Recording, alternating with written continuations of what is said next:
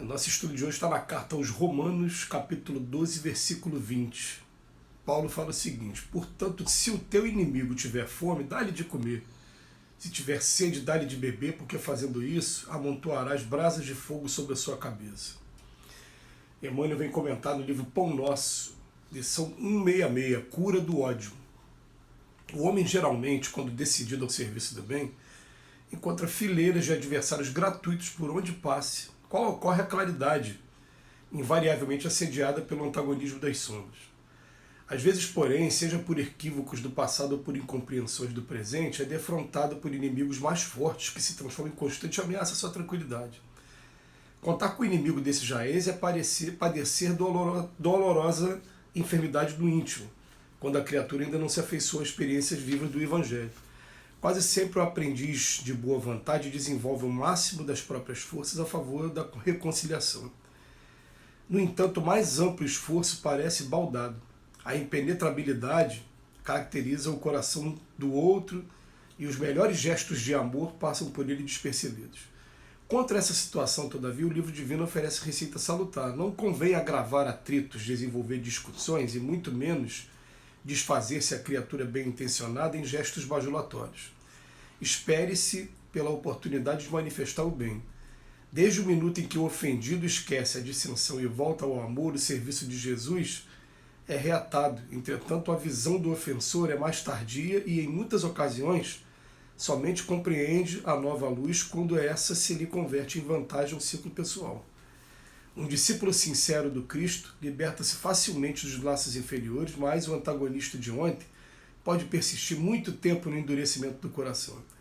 Eis o motivo pelo qual dar-lhe todo o bem no momento oportuno é amontoar o fogo renovador sobre a sua cabeça, curando-lhe o ódio cheio de expressões infernais. Essa chamada do Emmanuel no estudo de hoje, essa frase aqui é uma frase que ela caracteriza o mundo que a gente vive. É um mundo de sombras, é um mundo de muita dor, é um mundo de muito sofrimento e nós, naturalmente, em contato com os nossos próprios vícios, a gente promove todos esses problemas que tem aqui na Terra. Falo em contato com o nosso próprio vício por quê? Porque eu tenho os vícios, as outras pessoas têm vícios também. E daqui a pouco o meu vizinho coloca aqui a música no último volume. É um vício dele, não respeitar a privacidade, né, a ordem aqui do outro. Mas daqui a pouco o outro para o carro ali no meio do caminho, ó, é o egoísmo. E é sempre assim, aqui na Terra é desse jeito. Mas ele vem falar o seguinte, que quando o homem está decidido ao serviço no bem, olha o primeiro parágrafo, ele vai encontrar fileiras, não é um só não, é fileiras de adversários gratuitos. Aqueles adversários assim que, eu não gosto da ideia religiosa. Então tudo bem, tem coisas que eu não gosto, mas nem por conta disso eu respeito. Mas ele vai passar a não gostar e não respeitar. E começar a excluir também. Se fosse só isso, seria fácil, né?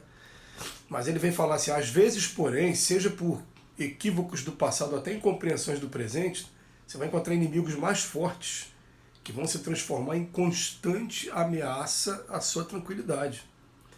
Então ele vem chamar a atenção de que tem gente que vem testar mesmo, isso faz parte do processo aqui do nosso planeta. E a gente não pode se entregar a essa questão do ódio, né? Pode entregar essa questão de animosidade. Então ele pode ter que contar com o inimigo desse jaez é padecer dolorosa enfermidade no íntimo quando a criatura ainda não se afeiçoou às experiências vivas do Evangelho. Gente, estou lendo aqui de novo porque isso é muito sério e é muito real. Porque o que acontece é uma coisa natural. Você começa a conhecer o Evangelho. Aí você quer, em primeiro lugar, modificar você mesmo, em segundo lugar, estender a mão também, ajudar as pessoas que estão ao seu redor. Só que você vai ajudar uma determinada pessoa que está passando uma dificuldade e ela também vai ter os adversários dela.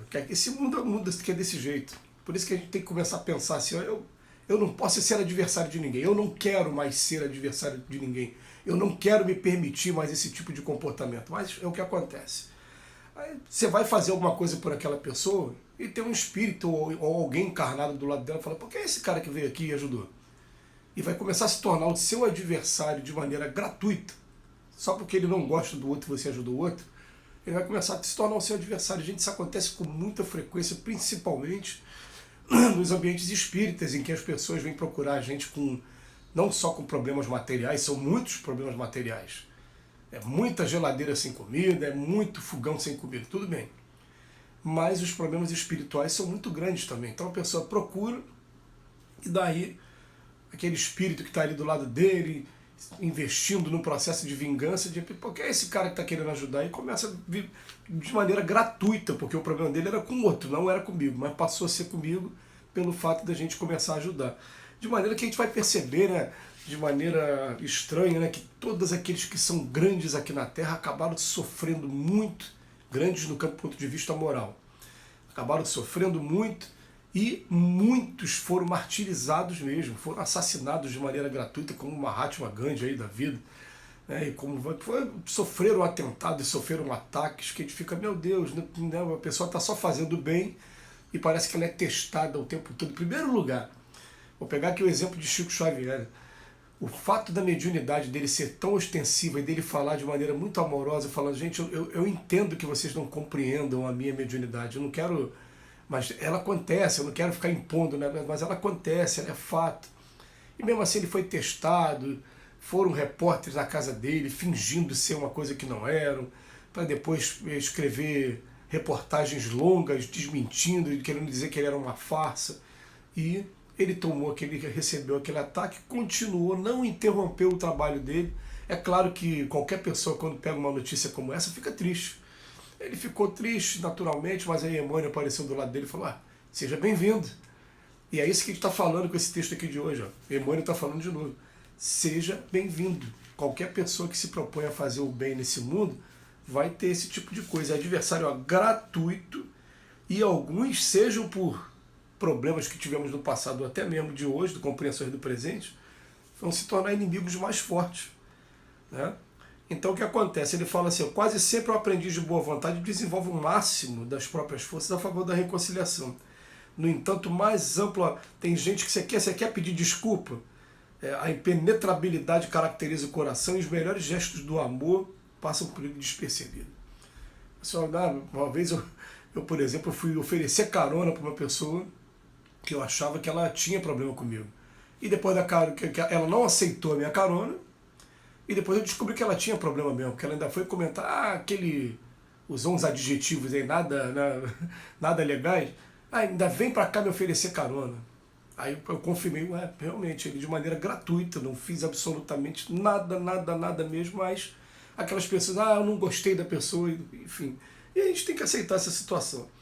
E ele vem falar aqui, contra essa situação, o livro sagrado, o livro divino, vem trazer, não convém agravar atritos, desenvolver discussões, e muito menos desfazer-se a criatura bem intencionada em gestos bajulatórios. Tem que ficar nem agravar, olha bem, nem discutir, e nem também ficar bajulando a pessoa. Simplesmente continua o teu serviço, vai fazendo o teu serviço, que ele vai acontecendo naturalmente, e esse é o segredo, né? Porque aí você está sendo testado, e aí sim as pessoas realmente estão olhando para você e falando, não, ele está disposto a fazer um trabalho mesmo com ele, é um trabalho que vale a pena mesmo. Aliás, gente, vamos ser muito sinceros aqui, né? O trabalhador no bem, que começa a fazer qualquer trabalho, seja na oratória, seja na assistência social, e que não é testado, ele ainda não iniciou de verdade o serviço dele. Só depois que ele for testado a primeira vez, que ele for provocado, que ele for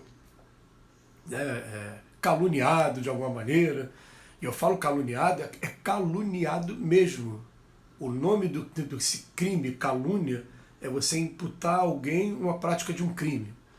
As pessoas vão olhar para Robson é aquele que até pouco tempo fazia isso, fazia aquilo, porque a intenção é te puxar de novo para o bem comum, ali para aquela coisa comum ali, e você querer desistir do trabalho que você está fazendo. Então é um trabalho engraçado, né? Poucos os chamados, muitos os escolhidos, poucos os chamados. Da ideia de um funil, né? Porque tem que ter realmente perseverança, que vai ser testado mesmo. E só uma observação, já aproveitando, quando ele fala das brasas de fogo, quando essa luz começa a aparecer na gente, essa luz realmente vai fazer o mesmo efeito da luz no verão, quando atrai um monte de insetos ao redor. Tá todo mundo querendo pegar um pouquinho também, né? Então a gente tem que acostumar com isso. Que Jesus nos abençoe hoje e sempre.